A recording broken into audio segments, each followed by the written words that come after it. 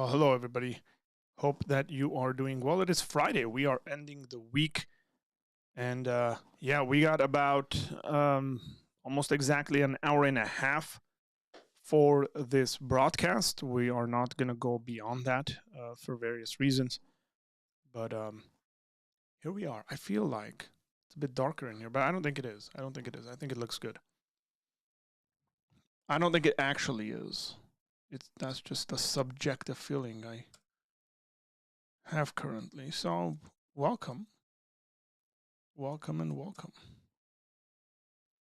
Hit that like button, drop a little comment, say what's going on. And we'll go from there. Let me make sure. Yeah, it looks good to me.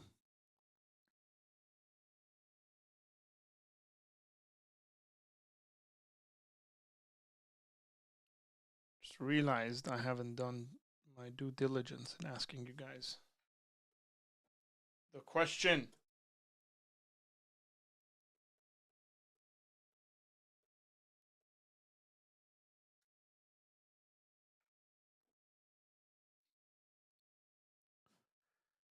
It might, but it might.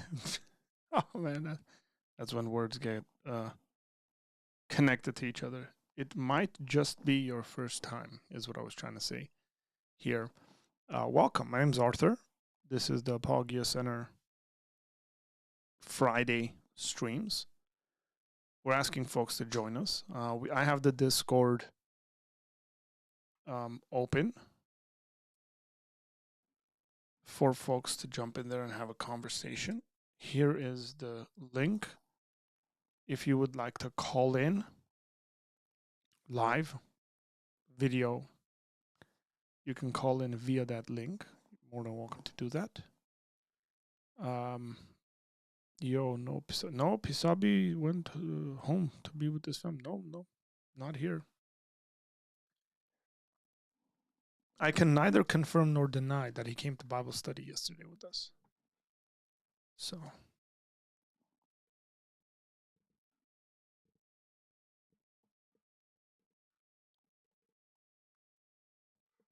feel like stuff has been touched here. Well, it was a different sort of thing happening. We are, working on various things.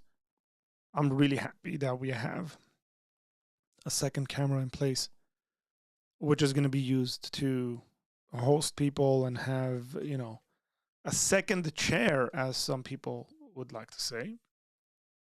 That would be really cool. I think it'll make these conversations a lot more lively, maybe, than the silence that you hear from me quite often. As I just sit there thinking and processing information. So again, say hello. So what's going on? It's Friday. What are your plans for the weekend? I got a pretty packed day today, so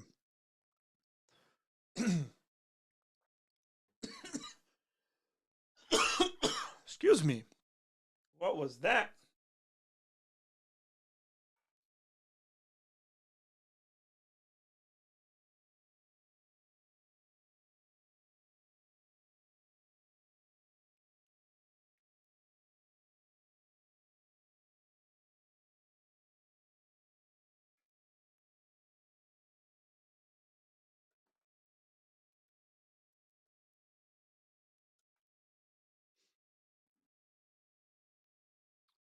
Host Pisabi and maybe one day Jerome from Germany. I have no idea who Jerome from Germany is.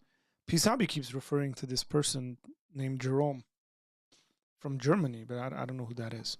I think I know what's going on. Hang on here.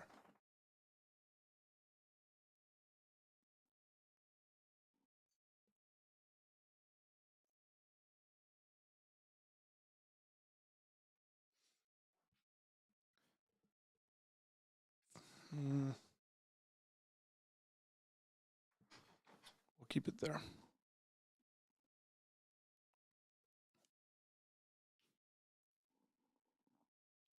I think Pisabi came in here and pushed my stuff around yesterday, and things are out of sync.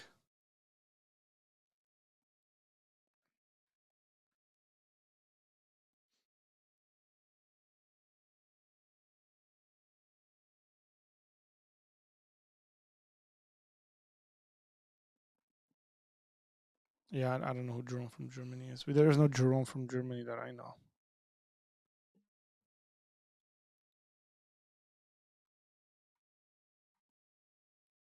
We have 6 people in here, and only one person has hit the like button. Man, jeez, come on, guys.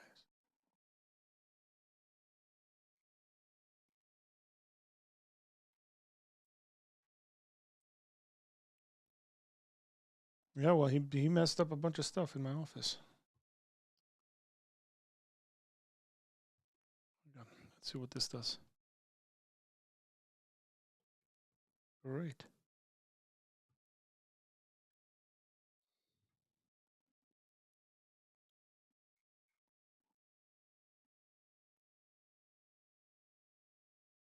As Taylor would recommend, you need to invest in some body armor. I have taken Taylor's request seriously, and I can neither confirm or deny that I will have some body armor soon.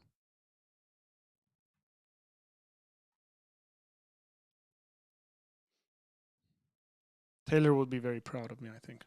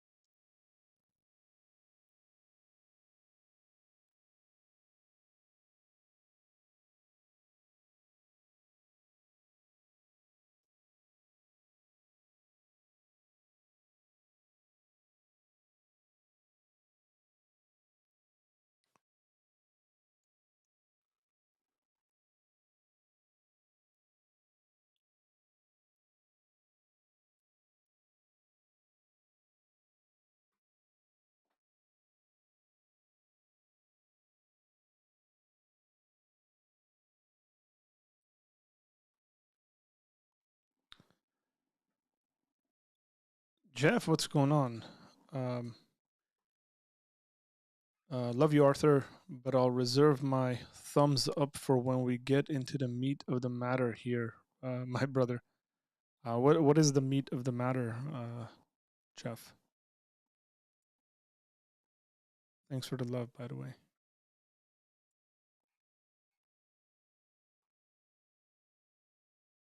He's like, when we get into some real discussions,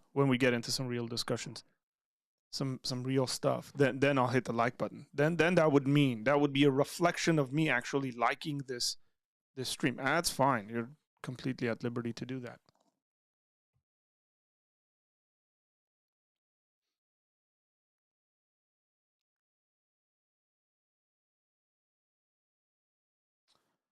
Do you guys, those of you guys who are on Discord and using Discord, do you like the changes that we've made to Discord? I know you might have shared that stuff on Discord, but let me know.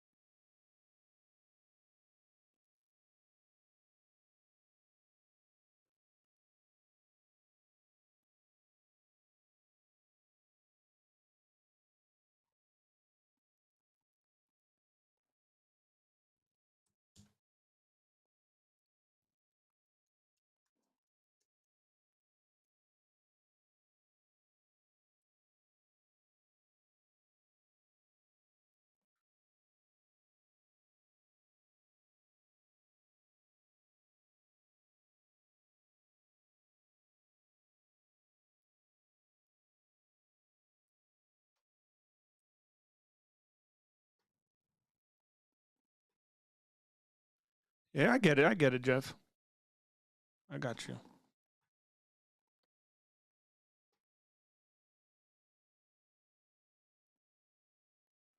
That's not a bad point, Jason. If you want us to get into the meat of the matter, then hit the like button so it brings more people through. You're helping out the YouTube algorithm. Um, I should also add that when you hit the like button and drop in a comment, any comment, just like, hey, what's up? What's going on? For the YouTube algorithm is good. So it doesn't take that much work for you to drop a comment, but in regards to what the internet is seeing, what YouTube is saying, they're seeing activity on a live current stream. That means likes, that means comments, that means people are like staying on it and watching, so it gets shown and spread more widely. Always know those sort of things matter. It might be a simple comment from you or under videos, just like, hey, thanks for this, I enjoyed it or something like that. That helps us quite a bit.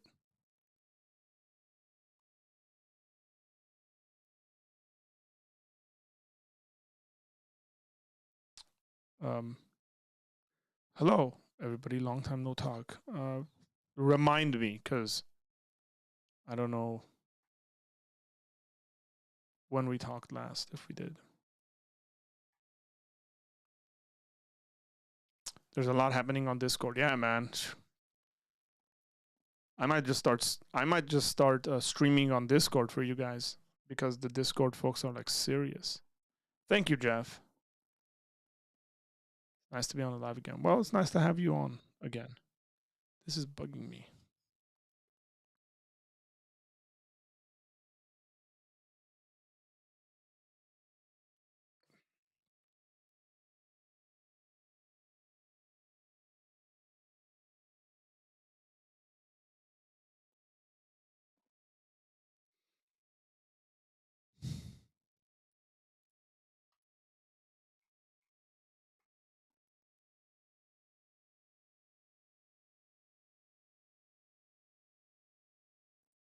I don't know. I don't know what you're reading, man. It's definitely not this stream. It's just 3.7 thousand likes already. What are you looking at?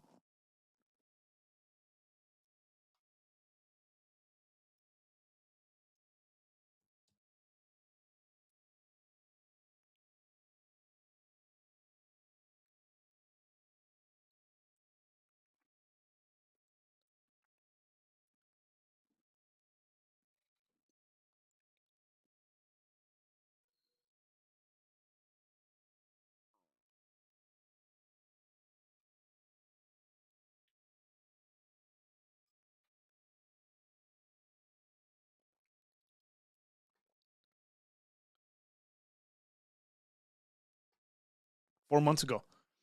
Yeah, a lot has changed in 4 months, man.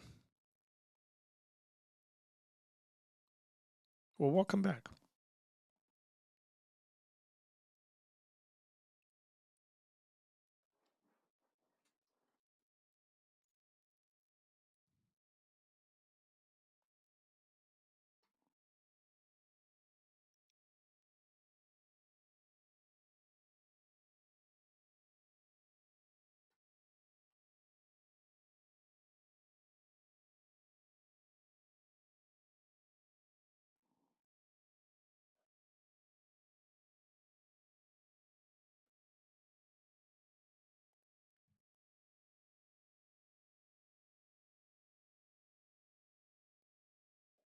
Hey, Discord is open, by the way. You guys can call in on Discord.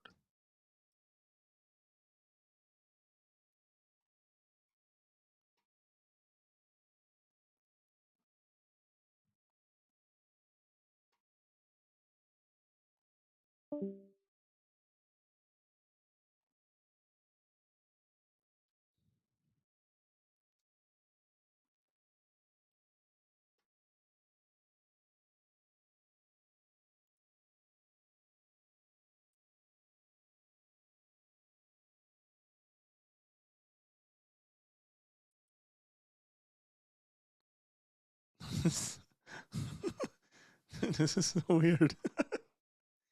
David, I just saw your text. That is weird, man. YouTube is doing some funky stuff, it seems like.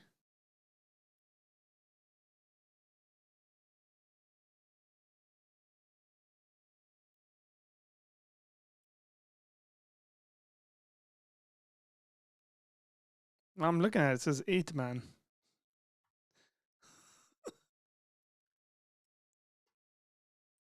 You gotta be missing. You have to be messing with me. This is so funny.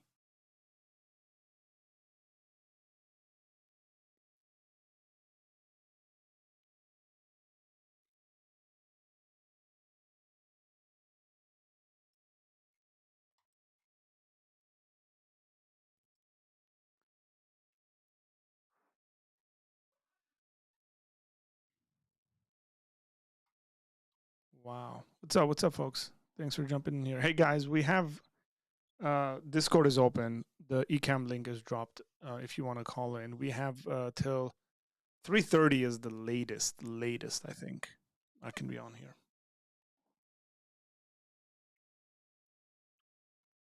So if you guys want to have those conversations, jump in. Let's have those conversations, guys. David, I just saw your text. This is hilarious. Here, I'll show everybody. This is what David just sent me. Y'all tell me that YouTube ain't messing with us, folks. You tell me there isn't some funky weird stuff going on, funky fresh stuff. Okay, I watched this video today early in the morning. This is from David, guys. This is our live broadcast. I have not worn this shirt for some time now. I should move this direction. It seems like I haven't worn this shirt in a long time. This is the live broadcast. 8 watching 24 minutes ago. 3.4 thousand likes. Okay. Tell me something's not funky here, guys.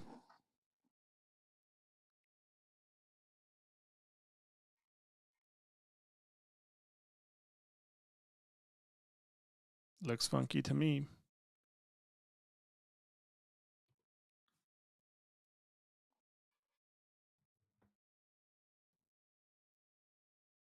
It is what it is.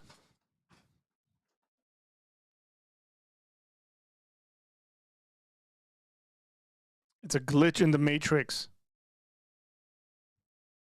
It's what's really happening, but YouTube is shutting it down. Imagine I build a conspiracy. It's like, oh yeah, it's actually 12,000 people in here.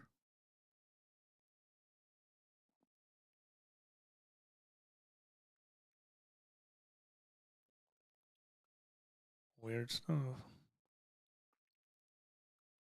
There's a lot of people watching, but they don't allow us to see it.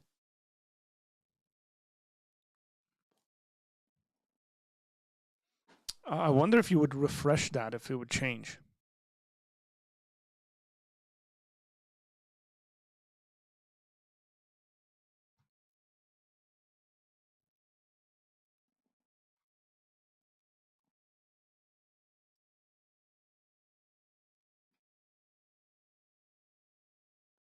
It's a good funky. Maybe it depends how many people it's showing that to, or what it's doing. But again, it's weird. I just burned my mouth.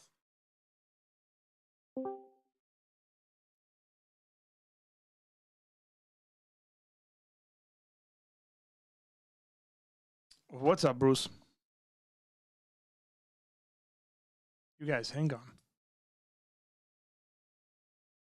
Can you guys hear me on Discord? It should be working. It's not.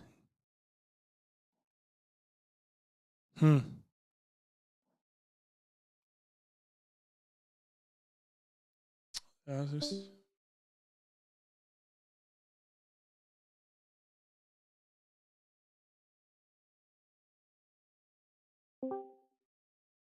Hang on, we're about to fix it.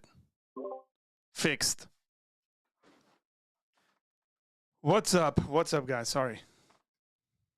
I did something goofy on Discord. That's why you guys couldn't hear me. All right. So we got Jason in there. We got Bruce in there. What's going on? Okay, Jeff says, does anyone have any comments to make on the recent profession of faith and baptism of the tattoo artist Kat Van D? or anything on the most recent occurrences in Israel or the Armenians being persecuted. Uh, Jeff, we've commented on this. I've commented on this on previous streams. I feel like anything else will be just me repeating myself. In regards to the Israel thing, I've commented. I think I made a pretty decently solid Christian approach to it. The Armenia thing we've talked about quite a bit. In regards to the tattoo artist Kat Van D, these are not the sort of things that I'm interested in particularly. Partly because she wasn't anybody that I knew. Like, I didn't know who she was till the recent news coming out that she's a believer. I'm happy that she has become a believer. I am as happy that she's become a believer as I am when somebody else becomes a believer that I don't know. But again, I have my local community. I get happy, or I get very happy over people in my near vicinity at my church who become believers, who get baptized, and I get to participate in the discipleship and everything that goes with that.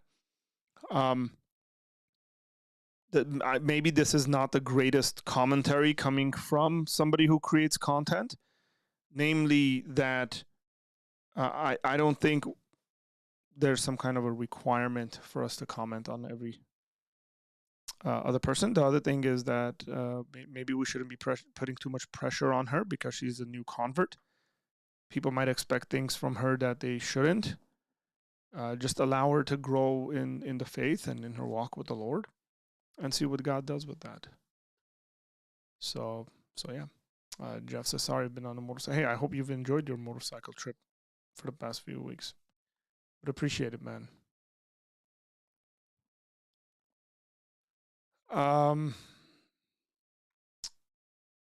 Kill the Antichrist. Says, hey, brother, what denomination are you? If you believe in an Antichrist, the way that I suspect you believe in, you're not going to be able to kill him. On top of that, in regards to denomination, I'm non-denominational. I'd say pretty evangelical, mainstream evangelical, in regards to my theology.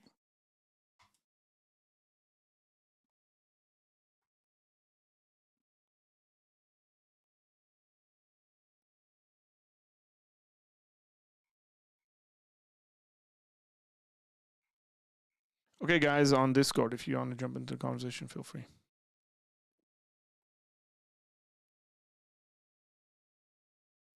Hey, Arthur, how you doing? Doing good, man. Doing good. I had a meeting earlier today and came here right afterwards. And after this, I got to go somewhere else. And then I got to sit down at night and send some emails out. So it's not one of those days, but it is that. Yeah, I'm headed back from a long trip, so I'm in the car. So hopefully you can hear me all right. Yep, your voice is coming through. Very good.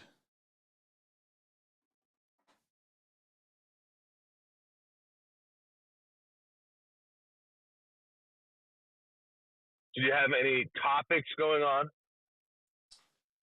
Not necessarily. I just whenever we do these, I kind of let the conversations flow as people see fit and the sort of stuff they want to talk about.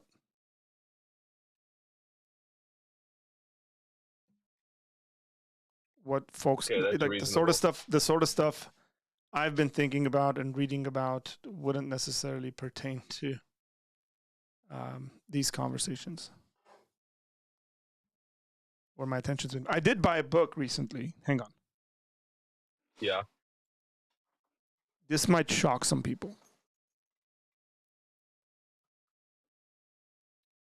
Some people, not all. But I saw a sort of a book review, and I highly recommend folks go watch this, by Gavin Ortland. I'm a big fan of Gavin. For those who know who he is, Gavin runs a YouTube channel called Truth Unites, and let me pull that up. And he did a review of sorts on a specific person/book. And I was like, man, I like this. I sort of want to read this book. So got this book. And the title of the video is "The Best Pastoral Theology Ever Written?" ? And he tends to think that it's a great book. There it is. I just dropped it. So it is this book. It's called The Book of Pastoral Rule, St. Gregory the Great. That's Pope Gregory, by the way, who wrote this. They call him Gregory the Great because of a number of reasons. But he was the stuff he was sharing I think it's good for pastors to look through this. There's a very interesting divide on how he views pastoral spiritual life as opposed to kind of the day-to-day practical aspects of being a pastor and caring for the souls of others, caring for the needs of others versus caring for your own soul and needs. So those things really attracted my attention. I said, yeah, I want to look into this book. I want to buy it. So bought it.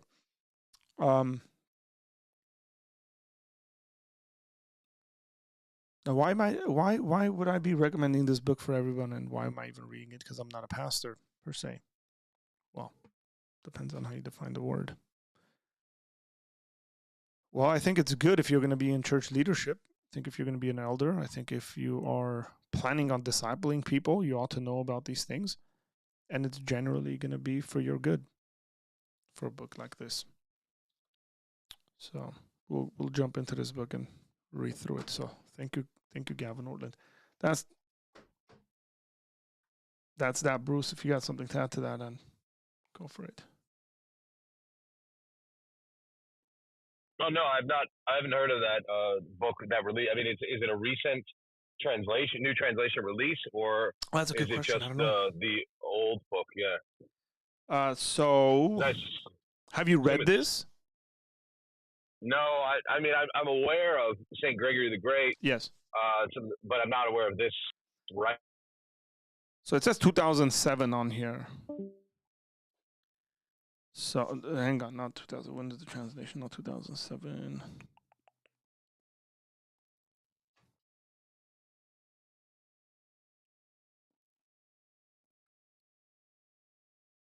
Yeah, I think it is 2007.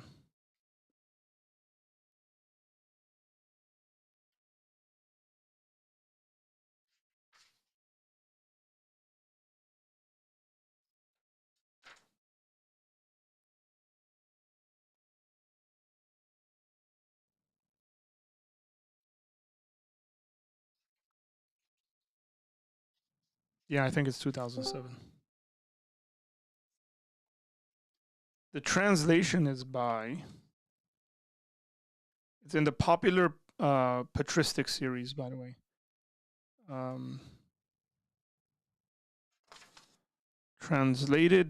Translation with introduction by George Demakopoulos. He's Greek, I assume.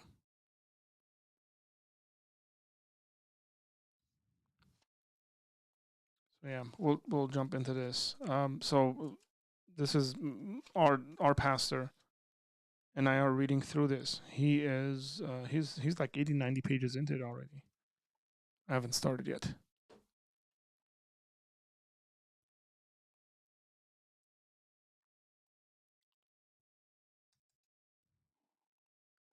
Hey, what's up on Fire for Jesus? Joshua Trott says, please pray for the Lewiston, Maine families and authorities who are still searching for the shooter. A little over an hour from me. Praying, man. I have a friend who is no longer in pastoral ministry, but was, and he was pastoring a church where there was a shooting near his church, and the stories he shared with me and the kind of counseling and stuff he had to go through. Those things are difficult.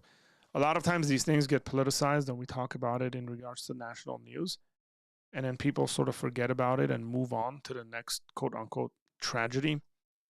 And what people forget are those families that are impacted, and the counseling and love and care and difficulties, and children and parents who are suffering through these things, who are left behind. Yes.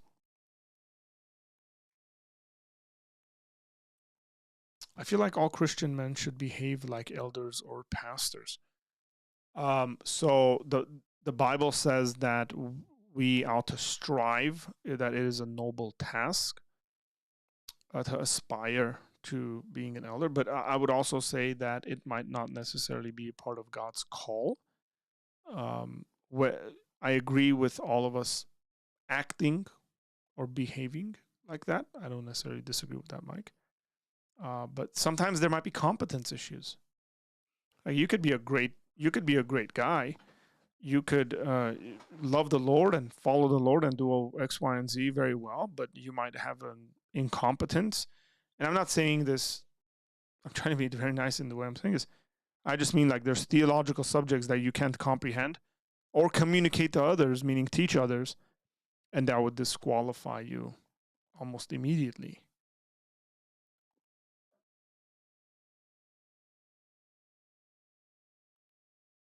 SDM says, I was just thinking about how cool it would be to be in a Christian book club. Well, SDM, well, I'm trying to restart our weekly Bible studies on Patreon for Patreon supporters.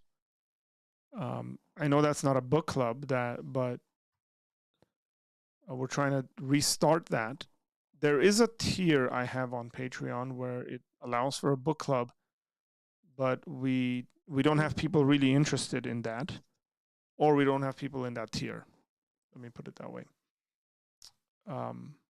To have a book club like that. But yeah, I think that would be cool.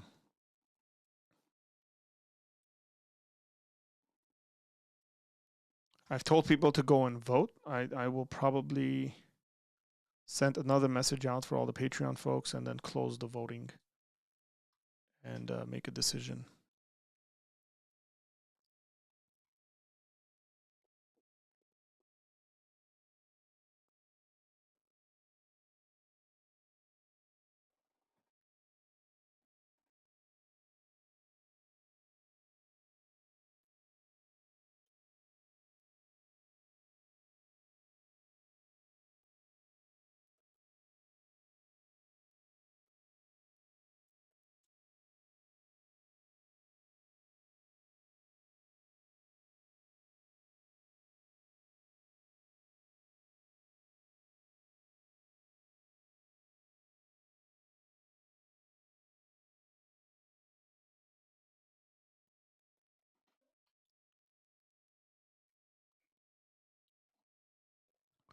What's up, folks? If you've just joined us, we're hanging out, we're talking.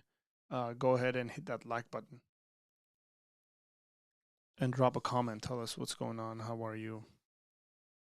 There's a link that has been pinned on YouTube where you can call in live, or you can join us on Discord for a conversation. We have about an hour left to have our discussions.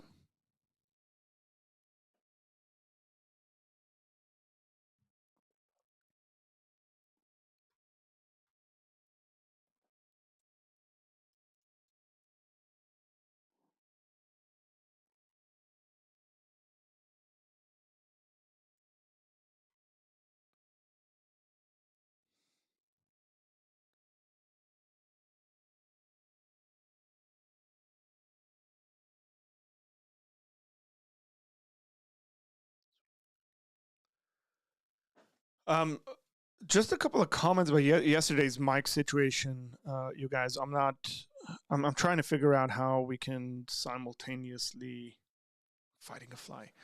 Simultaneously use some of these mics without them interfering with each other and picking up on each other and stuff like that. So there will be some trial and error, and ideally we'll get one of these mics that will be on the secondary set, and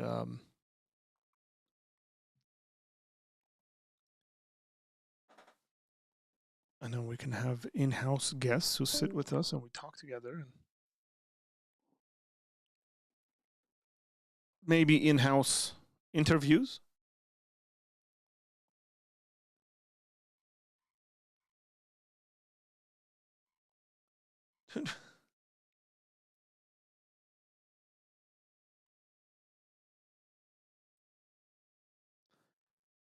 I've ordered some more mate, but it's not arriving. It was supposed to arrive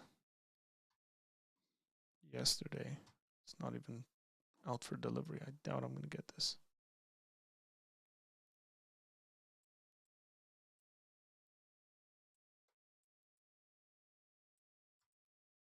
Carrier has picked up the package.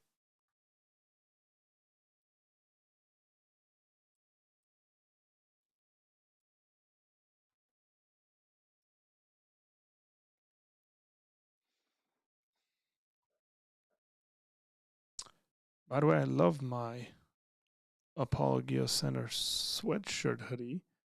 Very good, high quality. Wow. I agree it is high quality. I'm enjoying wearing mine. I'm very happy the cold weather is coming back as I was wearing it. I wore it yesterday, last night.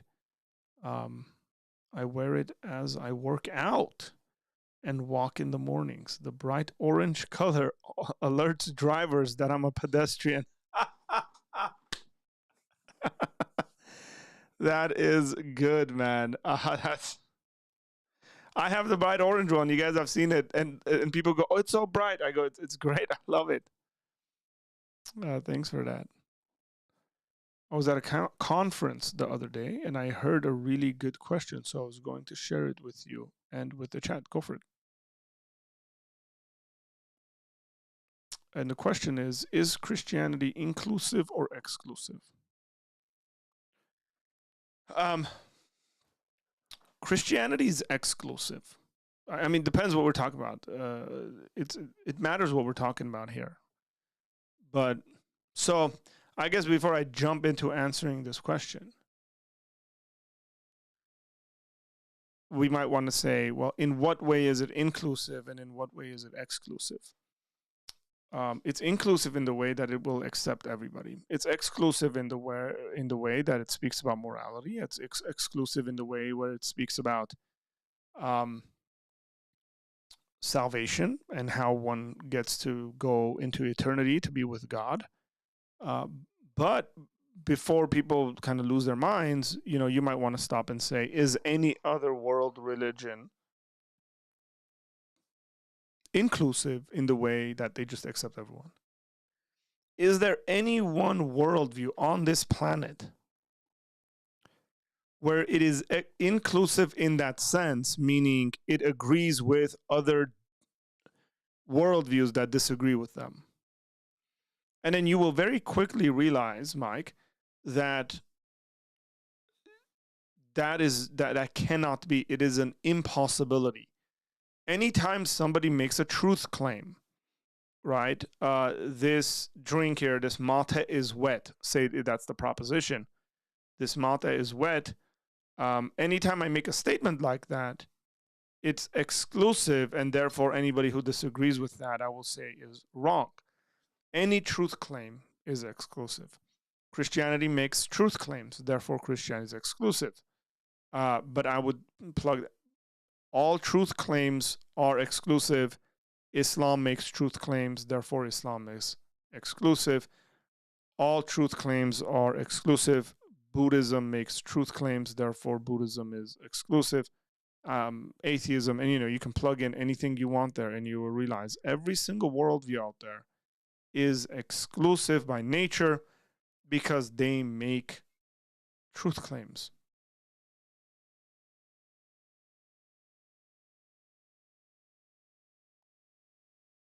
Okay.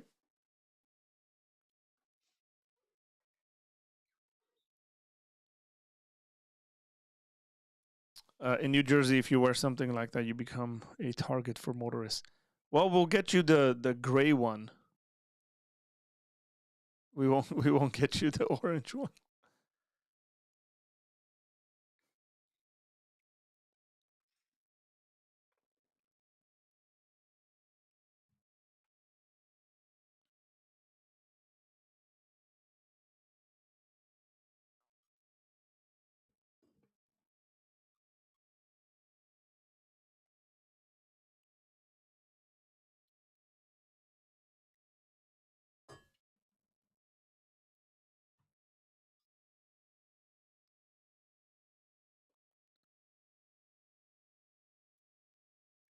We have 3.4 thousand likes.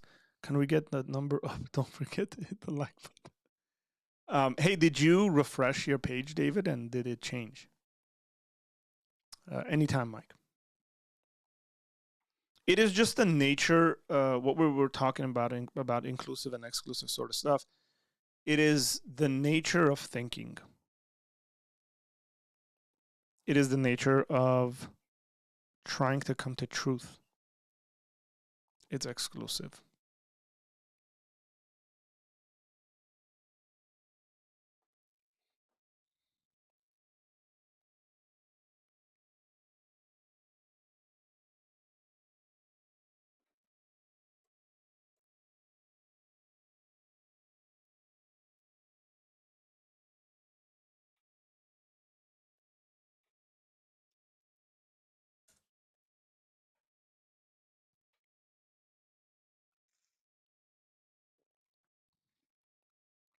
You didn't. Still, that's 3.7 thousand likes.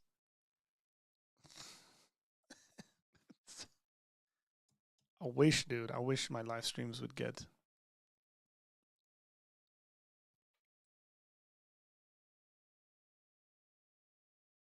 I'm looking at it again, and it says 15.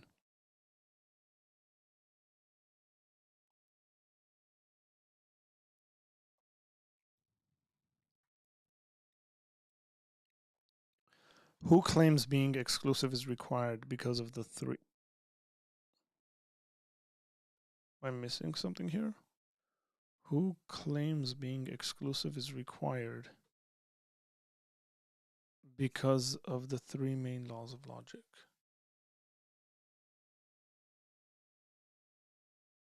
Truth claims, not who. Okay. Truth claims being exclusive is required because of the three main. Yeah, I wouldn't say required. I would say it's necessary. It's a necessary condition of the three main laws of logic. I agree.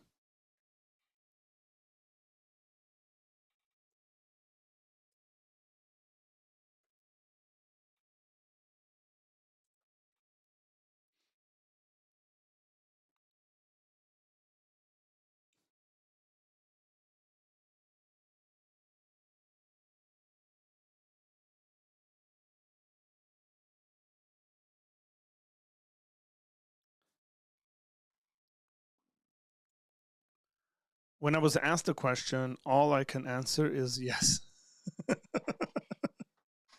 Yeah, well, it's not an incorrect answer, it's a correct answer.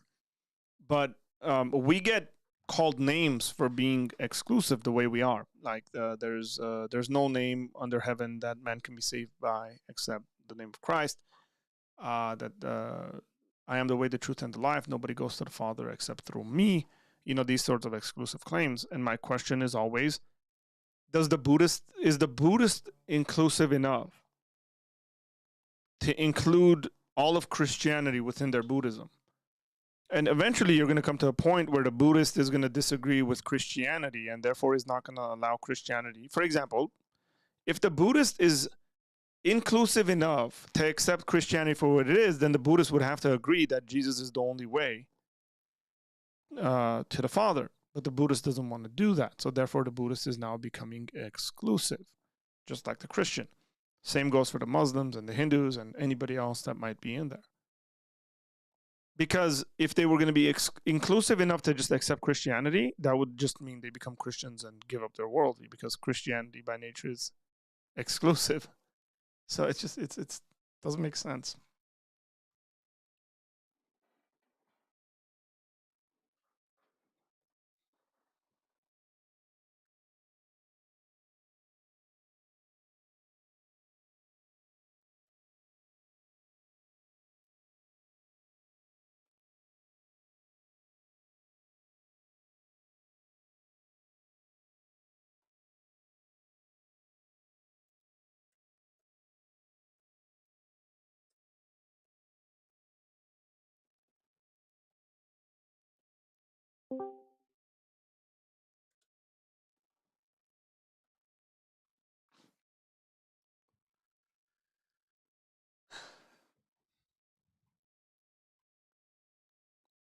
Jason, what's up? Hey, not much. Sorry, I wasn't able to talk earlier, but kind of working in the middle of everything. It's all good, bro. It's all good. How's the stream going so far? I've been able to watch Pretty the decent. middle part. Yeah, decent. A bit slower, I think, than usual. I think it's Friday, Yeah. but Surprised Jerome or Taylor or any of them haven't come on yet. yeah, it's Friday. It might be like, we don't want to hang out with Arthur, or maybe Pisabi scared him away yesterday. I don't know. That sucks. Oh man. Hey, actually, I'm gonna go see that one movie After Death. Okay, so I actually have the video that John McCrae What do you mean? made. Yeah. Like pulled up on my screen right now. And I was going to watch it because somebody told me about this yesterday. I put it on Discord. No, I know. I saw that today, but somebody last night asked me about it. And they're like, hey, John made a video on this and stuff like that. And I was like, yeah, I don't know what it is. I haven't heard about it. You should watch the movie. I should watch the what? You should watch John McCrae's video before you watch the movie. Kind of, yeah. And then I'll show you, and then I'll give you guys a book recommendation. Show you a book, and then we'll go from there. Let's see. There's John. What's up, John? How you doing, man? John's a cool dude. Friend of this channel. Had him on for an interview recently. Those who haven't checked it out. Faith says, hey Faith, how you doing? Let me actually go back to here. Faith says, I really like the way you explain things in such simple terms. Thanks for that. Faith, I appreciate that. Thank you very much. I do my best. Sometimes I don't do that. But I'm very, very happy that you get to benefit from that. So thank you for the encouragement. I'm going to speed up John here to 1.25. That's there. Okay. John McCrae, take us away. Viewing of the latest movie After Death so that I could give all of you an honest review of the film. And while we're being honest, my feelings about recommending this one to all of you are mixed because I do recommend that you go see it, but not before hearing a couple incredibly important caveats. So for this video, make sure you stick around to the end because I believe that it's critical for you to hear me out fully on this before you go see it. All right? Now, let's talk about it. Now, per usual, I won't be giving away any spoilers or anything that you can't find in the trailer, so you don't have to worry about that. Now, if you haven't heard about this one yet, as far as I know, this is the first major theater release for a movie that's entirely dedicated to NDEs, or what's also known as near-death experiences. But this film is a little different from Angel's previous projects, as this one is more like a documentary in terms of style, in which they compile several interviews from doctors, scientists, authors, and survivors who have experienced an NDE as they work together to explain the implications of what happens after we die. The interviews are also illustrated with reenactments of the events as they invite viewers to contemplate some of the evidence for the question of, is there life after death? So let's start with what I liked about the film. So to start, given that the movie was produced more like a documentary, initially I kind of expected for the movie to be pretty boring, to be honest, but it genuinely wasn't boring at all to me. It opens with an engaging story followed by another and doesn't let up for the rest of the movie. I didn't once start to wonder when the movie was going to be over or look down at my watch. I just wanted to continue to hear more and more about the experiences that people were reporting. And by the way, going into this movie, I was already pretty educated on this topic given something that happened with a family member of mine a few years back, which we'll get into here in a bit. But for those that aren't, I think that this movie is an excellent introduction into the topic, and I thought that it was still engaging even though I was already familiar with most of what I saw in the movie and the work of those that were interviewed in the movie. Visually speaking, I think that the quality of the movie was done very well. It was shot in high quality, and it felt almost like an integration between a movie and a highly produced Netflix docuseries. The movie could have easily been ruined with some poor B-roll or some bad footage, so thankfully, all of it was very good and very high quality. If you're a Christian and you go see this movie, I think that you likely will leave the theater feeling encouraged. As someone who's studied near-death experiences closely, some of them will absolutely encourage you and will serve as some empirical confirmation for what we believe anyway, namely that we're souls and that our souls are not identical to the physicality of our bodies. And it's because of this that I think that the movie will have an impact on open-minded non-Christian skeptics who don't believe in life after death. So for those reasons, I would definitely recommend this movie, but with a couple of really important caveats. My first big caveat is a criticism that's not really in respect to the movie itself, but more from what we know about near-death experiences. From what I understand, this movie was made by Christians, and I thought that they did a really good job in highlighting the Christian Christians who've had near-death experiences, but by no means are all of the documented experiences that are reported in all of the literature consistent with biblical Christianity. So you'll have to keep that in mind as you watch the film, so that way you don't leave the theater believing that all near-death experiences are essentially Christian in nature. But more on this in just a second. When it comes to near-death experiences, personally speaking, I was thrown into closely studying them about 7 years ago when I had an atheist family member describe to me an experience that they had that sounded a lot like an NDE. Prior to them telling me about their experience, I'd already read a book by Dr. Jeffrey Long, who, by the way, is also featured in the film. Already read his book, Evidence of the Afterlife, in which he compiles the data and the stories that he's come across over the years. So I already knew about the similarity of the experiences that people seem to have across different ages, religions, backgrounds, and cultures, and my family member described their experience to me in a way that sounded similar to those experiences, even though at that time they weren't at all familiar with NDEs. So when they first told me that they had an NDE, I was happy given that they were an atheist, but the only issue was my family member, who I trust was being genuine and honest, had an NDE type of experience that directly contradicted what I knew about Christianity. So given how much weight I attributed to their experience, this forced me to reevaluate what I believed all over again as I allowed myself to be challenged by their testimony and evaluate if somehow I was wrong about Christianity. And as I studied this topic, I began to separate the experiences that I read about into two different groups or categories. The first includes out-of-body experiences, which people experience immediately after they're unconscious, absent of brain activity, or medically pronounced dead. In these type of experiences, people found themselves floating above their bodies, but their visual field didn't seem to be restricted or limited in the same way that ours is. For example, in some of these experiences, people see things that they otherwise wouldn't be able to see, which is made more significant once you learn that they had no brain activity at the time, but report feeling more aware and more alive than ever before. They report recalling things that happened after they flatlined, such as numbers that were written on top of ambulance trucks, a shoe on top of a hospital building, what their relatives were saying on phone calls miles away, and so on. So that's the first category. And the second category is a type of experience that sometimes follows from the first. These are experiences that they claim took place beyond Earth in another realm in which they saw deceased family members,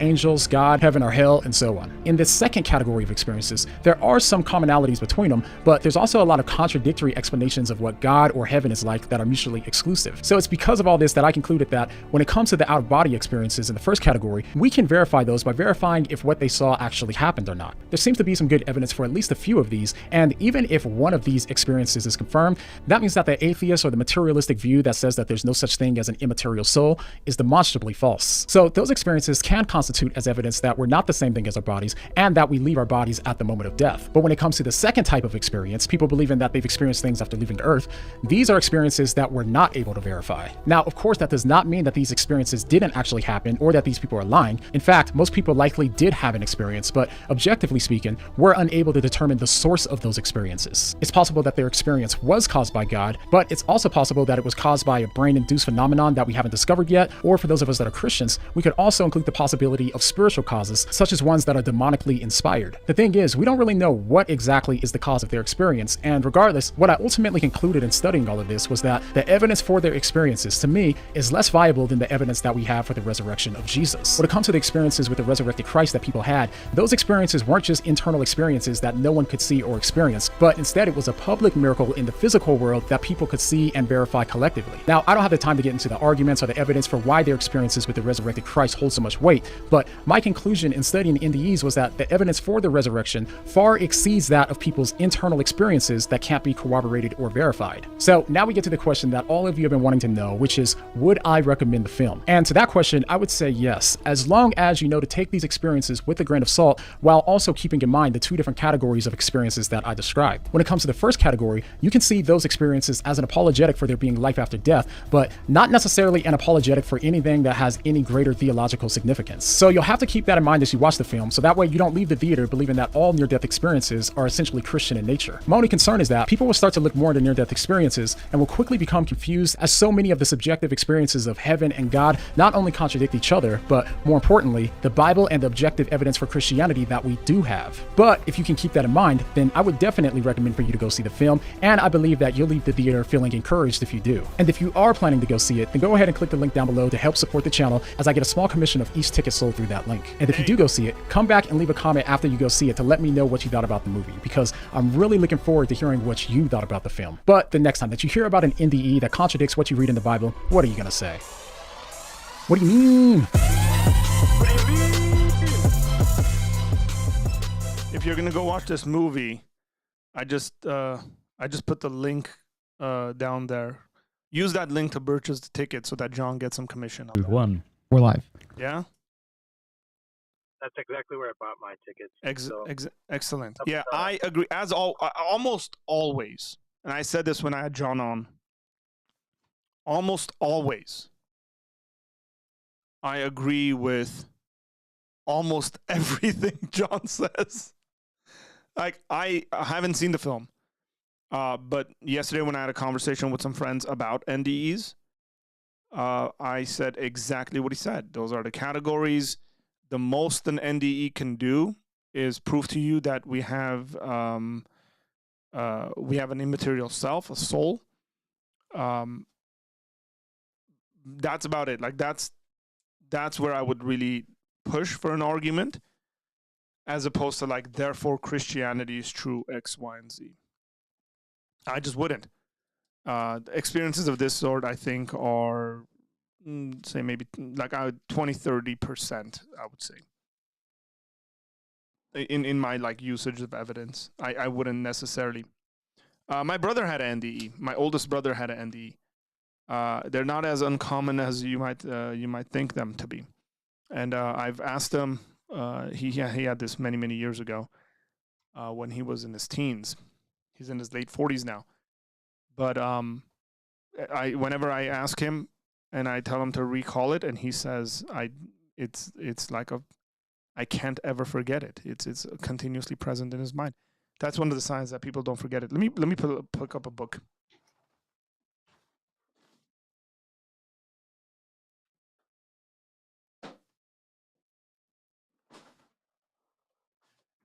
So this is a book I went through in regards to near-death experiences. It's called Near-Death Experiences as Evidence for the Existence of God and Heaven. A brief introduction in plain language. Steve Miller. So yeah, again, I would grain of salt. I look at these stories, and for me, more often than not, I'm interested in the philosophical aspects of it. So if there's verifiable stuff, people come back and say, hey, this is a conversation you guys were having. Or I left my body, I went over 3 rooms to our right, and in that room, X, Y, and Z thing was happening. Or the nurse dropped, it's verifiable stuff, and you start asking those questions, and you're like, yeah, that stuff did happen. Then, you're good to go there in regards to evidence. The It first looks. category that. Go ahead. Oh, good.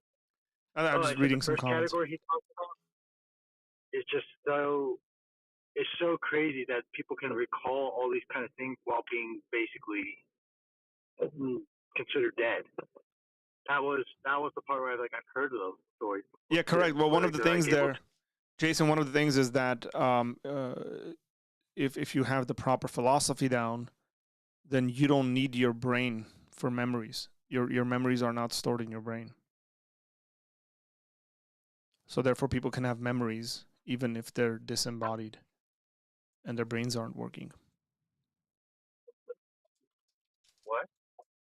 People can have memories without their brains necessarily. I can.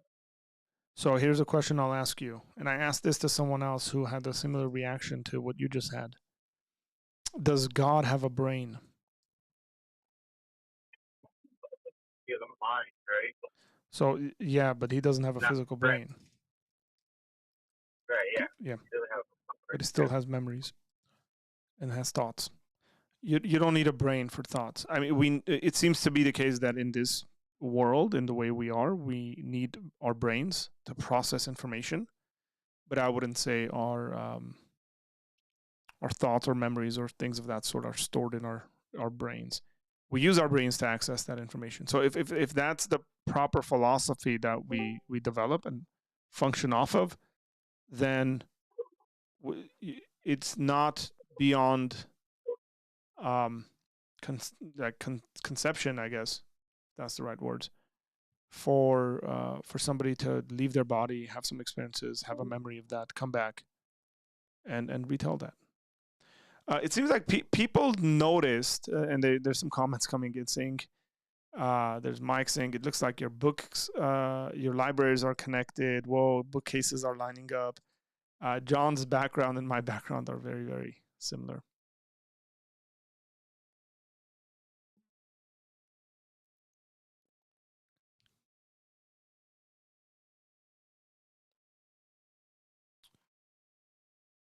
There are a lot of cases of reincarnation. Does that affect your belief? Not necessarily. Again, I think people can have all sorts of experiences, and I don't mind validating the experiences, but disagreeing with the conclusions. I also think there are spiritual powers that I can appeal to that would give me those experiences as well. But even if people believe in reincarnation, it still goes with the weak kind of premise that I would want to defend, which would be we have souls. So if I take somebody's view of reincarnation or whatever like that, I'd be like, okay, so what's being reincarnated? Oh, your soul. Cool. Then we have souls. That's as much as I go when it comes to these things. Again, that's just personally me, Arthur. But that's it. Hey, Jerome, what's going on, man? He's in the background. He's a German now. I told you. Yeah, I didn't know he was German, but Jerome from Germany. I don't think the German flag on it. I don't think that's this Germany. That's this Jerome. It's some other Jerome. That guy. He probably might be thinking about. The JR is the German citizen. The flag is a Germany citizen. Yep, that's Jerome. Have you ever heard his German accent? No.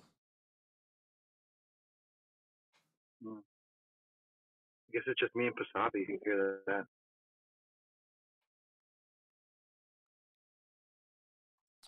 Carl says there are cases where reincarnation can be one interpretation of that event. It doesn't necessarily follow that reincarnation is a fact.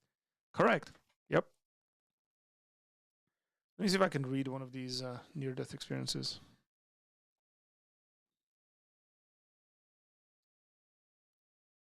He's got like doctors and stuff like that. He's interviewed in this book.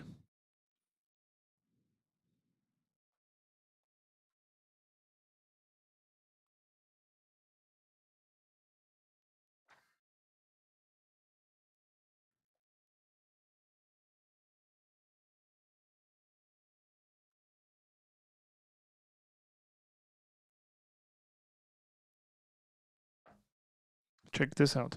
NDEs aren't rare. Studies found 4% of the population of Germany and the USA reporting that they had experienced one. That's over 1 out of 25 people, or over 9 million Americans. But if you don't hear about them from friends and family, don't be surprised. People tend to keep these experiences to themselves, fearing that people will think they're crazy.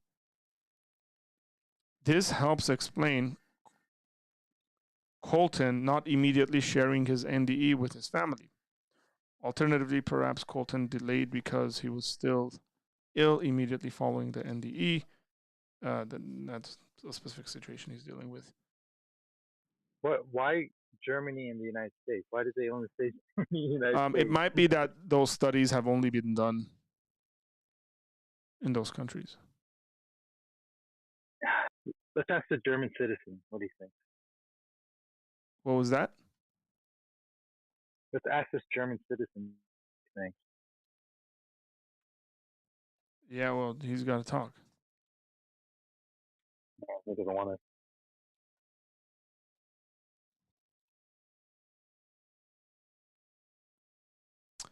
Jerome said I was about to have a serious conversation as well. Jason ruined it. Jason, stop ruining it. I'll leave right now. Oh, you're up. So here are some first-hand reports from the other side. Oh, this is the other side. I've never had a near-death experience, and I'd never had any interest in paranormal phenomenon or anything of that nature. Keanu said, but if you dismiss their experience that they are mistaken, then you're also saying we should dismiss. I didn't dismiss their experience. Keanu, I said their experience is real. I would dismiss interpretations of experiences all the time.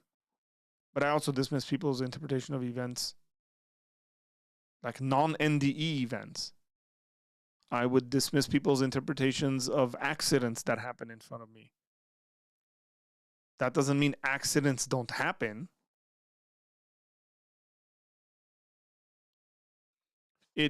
If I were to even validate their experiences, like if I had no comment, I was like, hey, I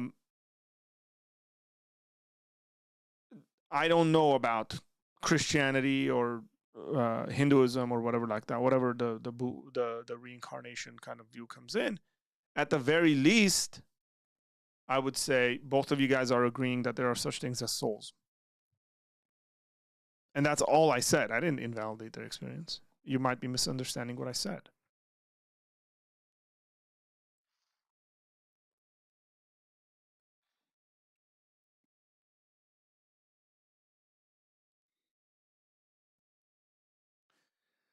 Jerome, if you're going to talk, you should start now or forever hold your peace, because I'm going to leave at like 3:30. The latest. I need to be gone. My time, 3:30. That's 23 minutes.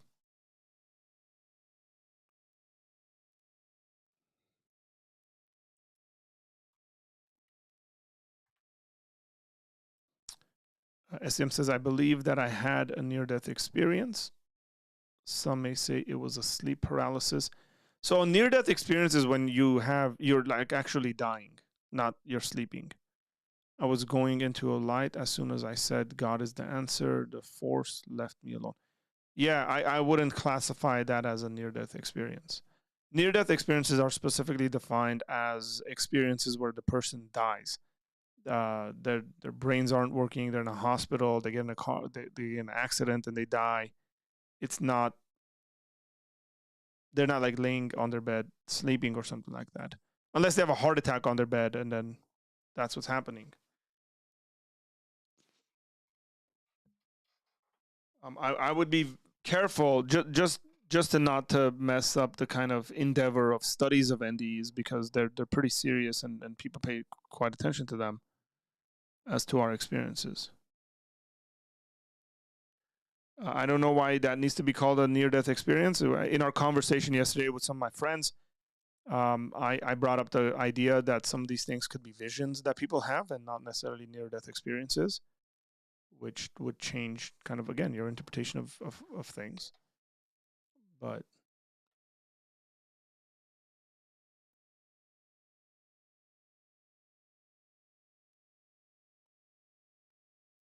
it's that common, yet they don't want to say they've had one. Well, Carl, ask yourself the question, what it would look like if you had one. Or generally somebody like you. Considering people's families and situations, of whether people would be accepting of them or not. But that's a possibility.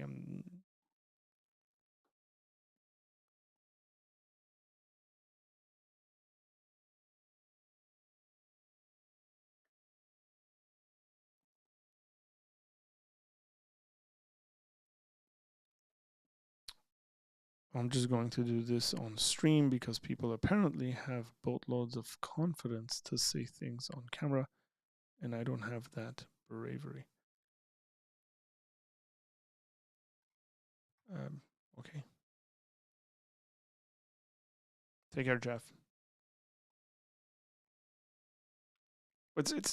They're called near-death experiences. That doesn't mean they're near death. Like, don't be very careful with the way that works.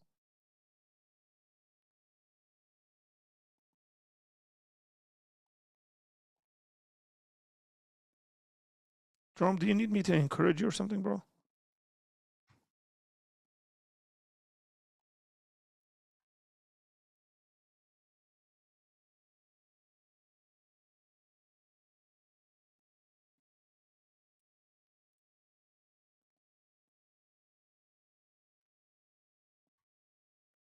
Mike says, before I was a Christian, I used to be into New Age, and I've had an out-of-body experience. Yeah, out-of-body experiences could as well be used for arguments for the existence of the soul.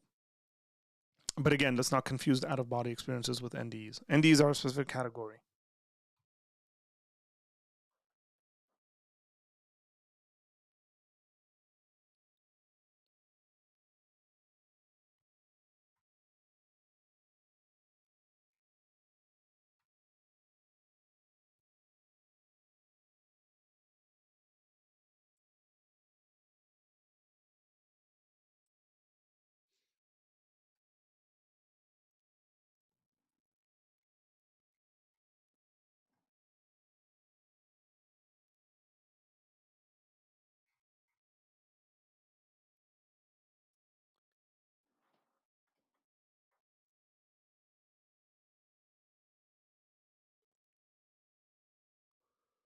Wow.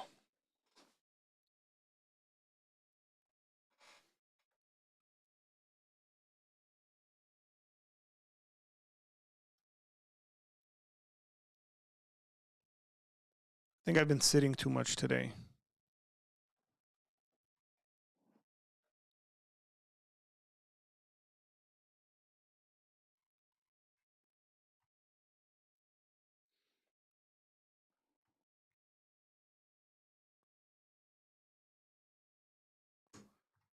And Facebook, not Facebook, YouTube.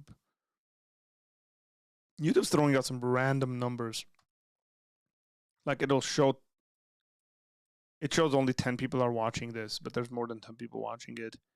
It was showing 3,700 likes to David earlier on. We have pictures of it on the stream. It's weird stuff.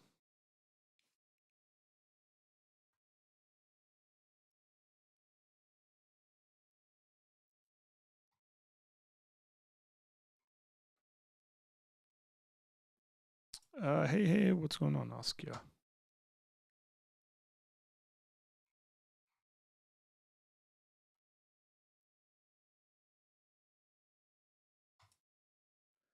Do you understand your killing your own soul conclusion by picking and choosing which interpretation of the experience is relevant?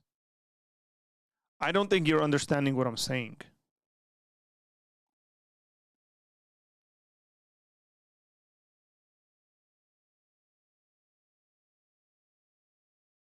So I don't know what else I could say that is beyond what I've just said, explaining my position on this subject. You can have somebody who's a complete agnostic on religion say exactly what I just said, and as a matter of fact, there is a guy like that who was a physicalist, naturalist, died, had a near-death experience, came back and changed his metaphysics, and he believes in souls now. He didn't become a Christian.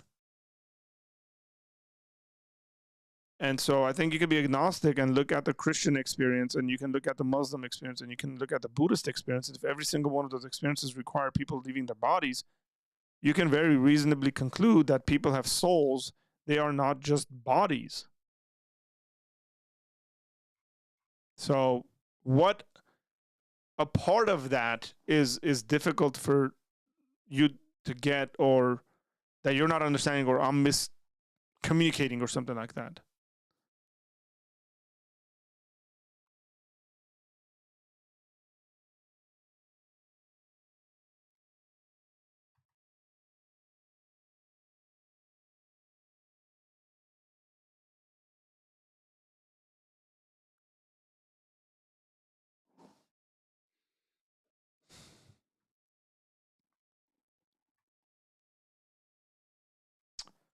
I'm going to Rome, Italy soon. Are there any places that you recommend I visit that has a biblical significance that I can check out while I'm there?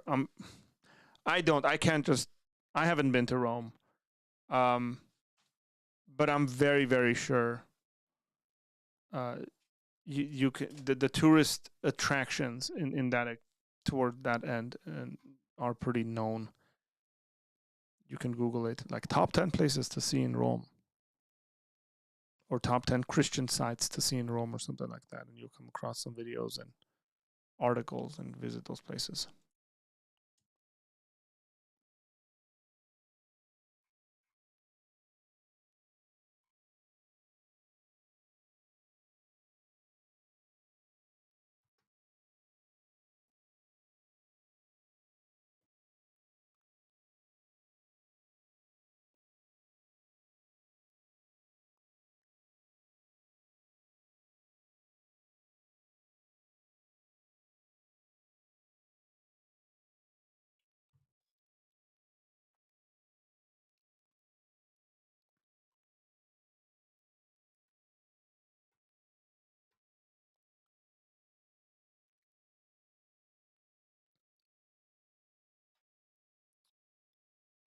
If I took psychedelics and said I saw the whole universe, is that a good argument for soul?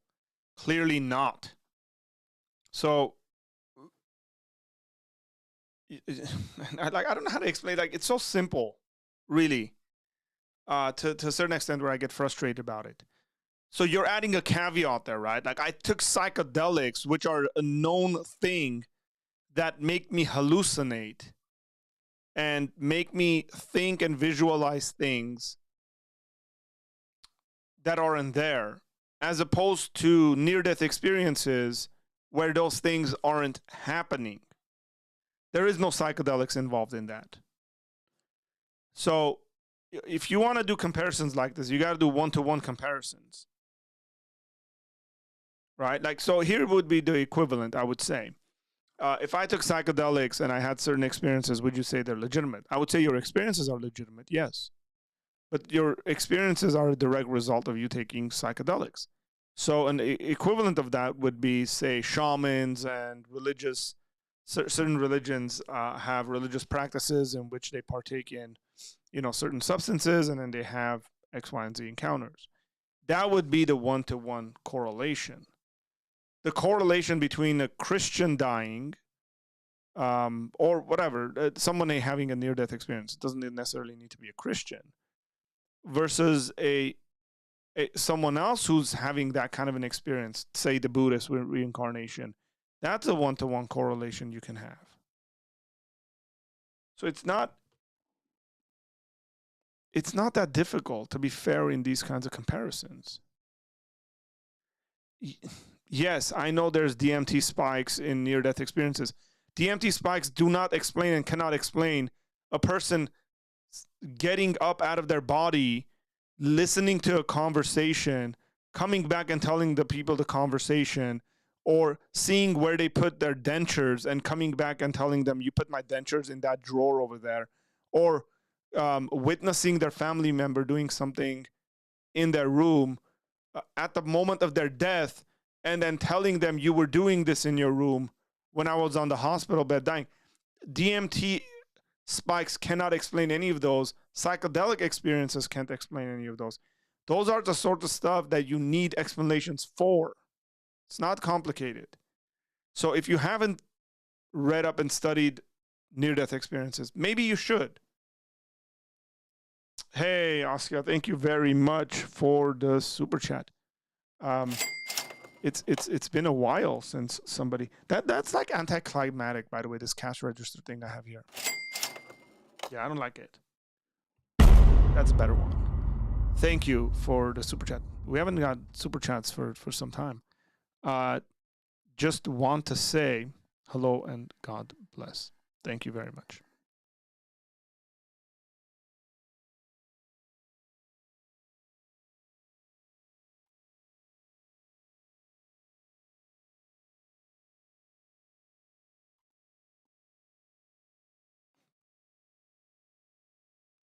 Again, you guys can appeal to ND. You guys can appeal to DMTs or psychedelics and stuff like that. None of those things actually explain people's experiences beyond the realm of their rooms or beyond that. They just can't. Why don't you sit in your room, do your psychedelic mushrooms, and then see if you can experience somebody else at the same time, somewhere else, doing something, having a conversation with someone, dropping their coffee or something, and then come back and tell them that this happened at that same time. Those aren't the sorts of stuff that I've seen. It's just, if you want to be open-minded and study this properly, those are the sort of stuff that you're going to have to answer. Those are the sort of stuff that you're going to have to look into and say, hey, how does that get explained? We're not just talking about people leaving their bodies. People can have all sorts of psychological experiences where maybe it appears to them that they've left their body, but they actually haven't. Some of us, yesterday when we were having this discussion, we had a guy who shared his experience about ODing on a certain drug. And he was saying he kind of felt like he was outside of his body. And we asked a number of questions. And I think it was pretty reasonable to conclude that that was not a near-death experience, because it didn't fit a number of those categories, and those questions weren't answers that we were asking.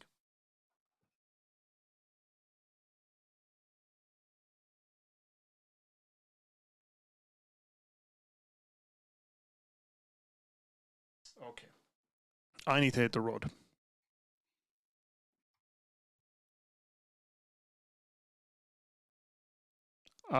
You're assuming I don't pay attention to the psychedelic aspects of these things. Like I said, psychedelics don't answer the questions that I've just asked. I got to hit the road, guys. So thanks for, I just checked the traffic, and I should leave earlier. So thank you guys for hanging out and having these conversations. Appreciate you guys. It's Friday. Enjoy your weekend. I'm going to try to release some videos next week that are, standalone videos and shorts and all that stuff. So keep an eye on that. And pray for me. There's a lot of stuff going on in my life. We're trying to do various things with this ministry and other ministries. So take care. God bless you. See you guys Monday.